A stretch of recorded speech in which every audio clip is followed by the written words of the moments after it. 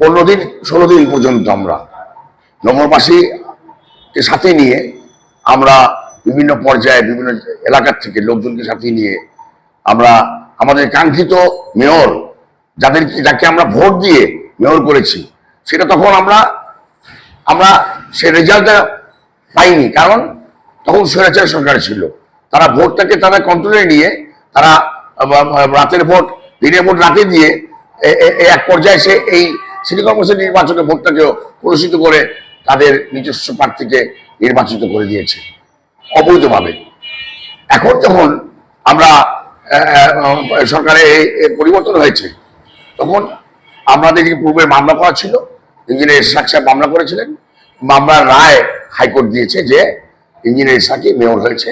আসলে তখন engineer Ishaq pass করেছে মেয়র পদে, এবং পরবর্তীতে এই 10 দিনের একটা আলটিমেটাম আইন উপদেষ্টা কাছে পাঠিয়েছিলেন নির্বাচন কমিশন, কিন্তু নির্বাচন কমিশনের এই 10 দিনের যে মানে পাঠানো চিঠিটা সেটা বিলম্বিত করেছে, যার কারণে নির্বাচন কমিশনের কিন্তু গ্যাজেট পাস করে দিয়েছে। গ্যাজেট পাস করার পরে এখন শপথ বাক্য শুধু পাঠ করাবেন কে?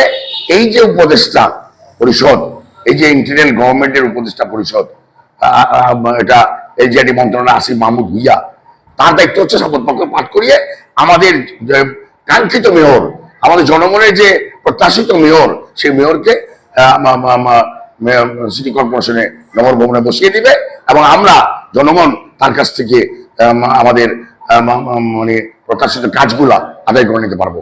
কিন্তু দেখা গেল কি, তিনি তো আপনার শপথ বাক্য পাঠ করার নেই, বরঞ্চ তিনি কিন্তু গড়িমসি করা শুরু করেছেন। গড়িমসি করছেন করার পরে শেষ পর্যন্ত দেখা গেল তিনি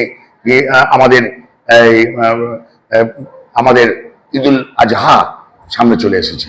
তা আমাদের নগরবাসী তারপরও চেয়েছিলেন যে ঈদুল আজহার দিনও আমরা আন্দোলন সংগ্রাম করব, কারণ তাদের তো কাঙ্ক্ষিত মেয়র, তাদের কাঙ্ক্ষিত ইচ্ছা যে আমাদের ঢাকার মেয়র ইঞ্জিনিয়ার ইসহাককে আমরা ভোট দিয়েছি, তাকে আমরা বসিয়েই ছাড়বো।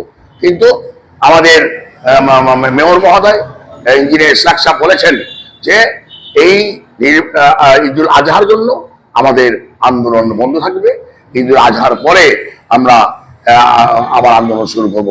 প্রয়োজনে আমি এই ঢাকাবাসীকে সাথে নিয়ে আমি ওই জাতীয় শহীদ মিনারে গিয়ে শপথ বাক্য পাঠ করে আমি নিজেই বসে পড়বো। এর অর্থটা হচ্ছে এই যে ঢাকাবাসী চাচ্ছে, ঢাকাবাসীর যে ইচ্ছা আকাঙ্ক্ষা, সেটা উনি বুঝতে পারছেন।